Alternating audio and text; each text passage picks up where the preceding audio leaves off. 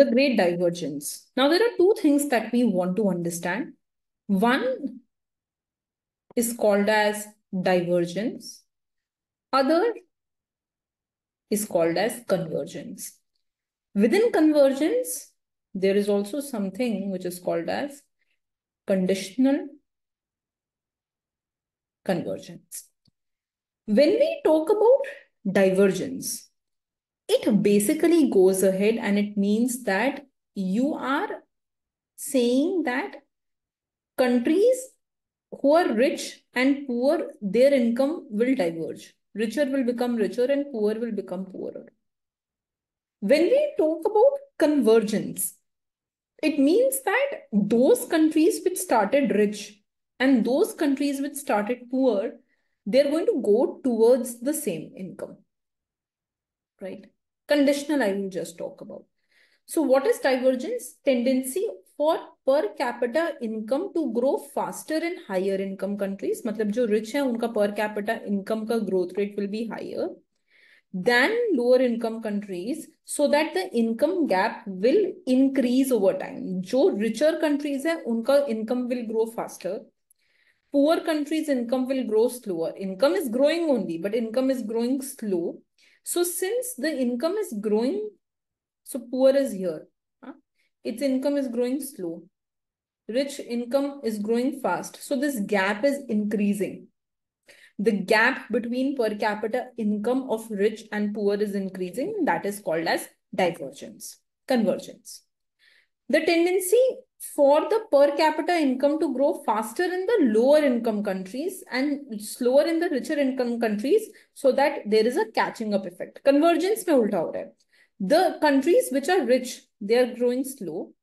The countries which are poor, they are growing fast, so that this gap is reducing, right? And this is called as the catching up effect. Catching up means क्या? ये जो कम income वाला countries हैं, ये high income countries को catch up करेंगे. There is a catching up effect involved.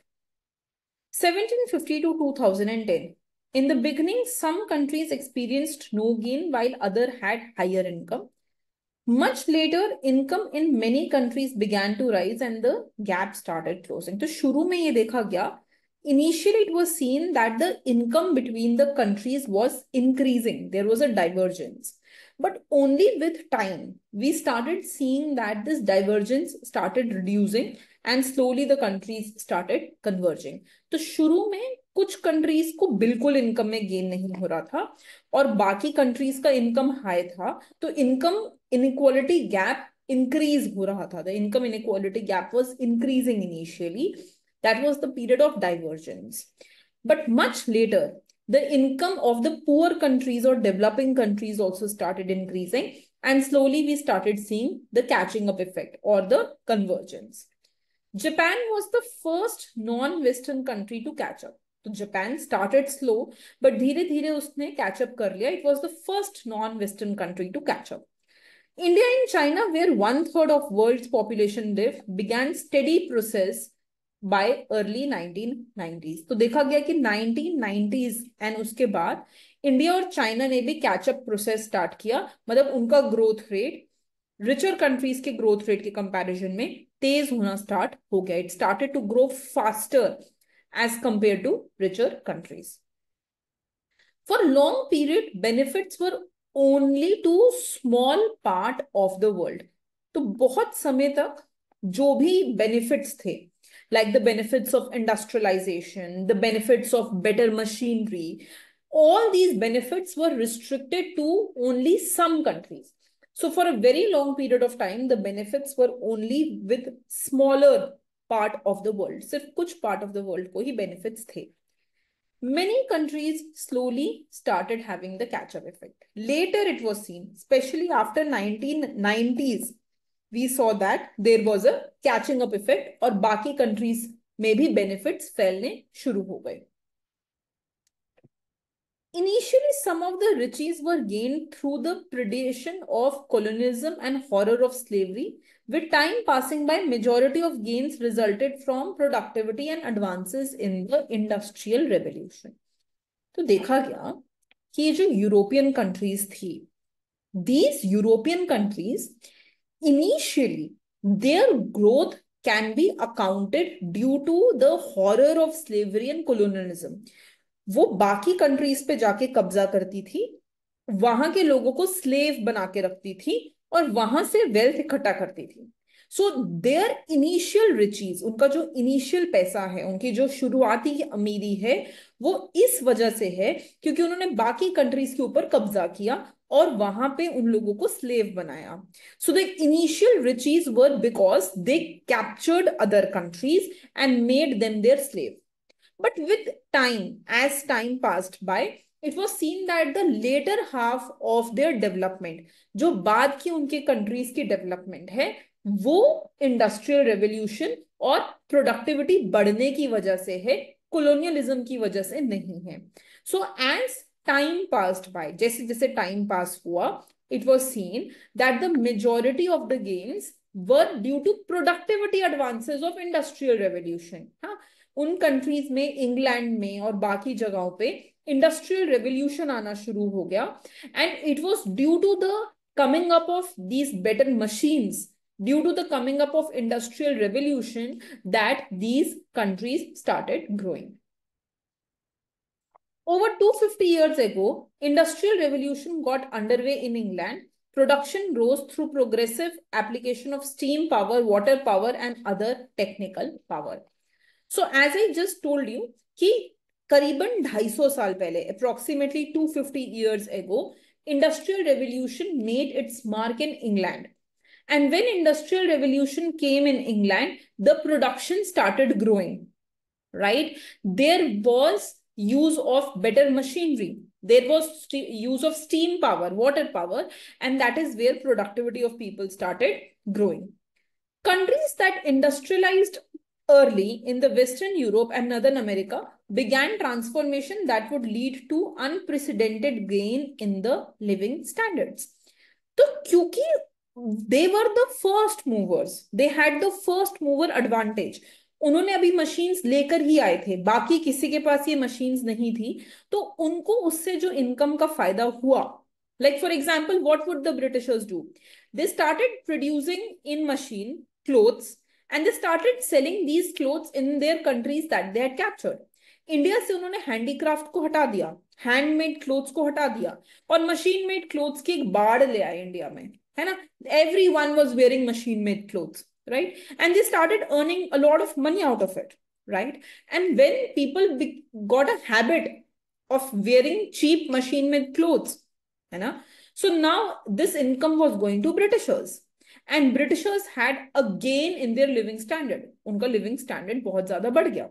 So it was seen that the countries that industrialized early in Western Europe and Northern America, they had the best transformation and unprecedented gain in the living standards. उनका जो living standard है वो बहुत ही ज्यादा increase हो गया. New machines were costly. Europe was gaining wealth. Trade was one-sided, leading to worsening condition of non-Europeans. So as I just explained you, that ये trade one sided था. यूरोप से सारे मशीन मेड चीजें बाकी countries में जा रही थी और ये जो कंट्रीज थी जिसपे यूरोप ने कैप्चर किया हुआ था, इन कंट्रीज से basic raw material Europeans use कर रहे थे. So there were very heavy imports in these countries with very less exports. तो ये जो जितना भी कंट्रीज था, इनका इंटरनेशनल ट्रेड बैलेंस वर्सन हो रहा था and these countries were getting worsen up. Looting colonies brought funds to Europe. Colonies were prohibited to industrialize. And ये Europeans ने क्या किया? They didn't allow colonies to industrialize. माने अगर इंडिया पे उन्होंने कैप्चर कर लिया, so they were not allowing India to create its own machine, to create its own factory. So industrialization did not came in the colonies. Colonies को वो सिर्फ raw material बनाने के लिए ही यूज करते थे. They were already only using these colonies to give raw material, but they were not allowing colonies to set up their own machines. In US, factories made profit by selling cheap standardized clothes. Conditions of worker was unsafe, unsanitary, close to death. तो जो workers वहां काम कर रहे थे, they were not in a very good position, they were not in a very safe position, right? The factories were making huge profits, क्योंकि वो सस्ते स्टैंडर्डाइज्ड कपड़े बना रहे थे।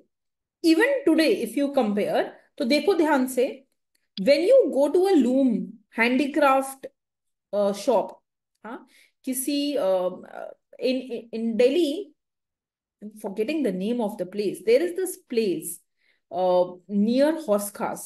Huh? Uh, I'm forgetting the name. बहुत बहुत famous जगह है, where they go ahead, they sell these handmade clothes and handmade bags, and they're very expensive. You will see all the rich people coming there. ठीक है? और if you have to wear a machine made cloth, open up Mintra, you will get a suit, a kurta starting from 300. तो ये जो standardised machine made cloth होते हैं वो बहुत सस्ते होते हैं, but those handmade clothes which take so many labour hours to be constructed, ये do you listen to these news जिसमें you know you see that उसमें वो बताते हैं कि मनीष मल्होत्रा के लेबर को 120 आवर्स लगे ये लहंगा बनाने में, 140 hours it took him to make this lehenga, है ना? So the number of hours that go in the process of making a particular cloth makes it expensive. So these factories, they started selling cheap products. एकदम सस्ते कपड़े बिक रहे थे. And because of these standardized clothes, these factories were making very much profit. क्योंकि सस्ते बेच रहे थे, everyone was buying these cheap clothes and they were earning profit. So this started a process of divergence. The richer started becoming rich, and the poor labor who were working in the unsafe, unsanitary conditions started becoming poor.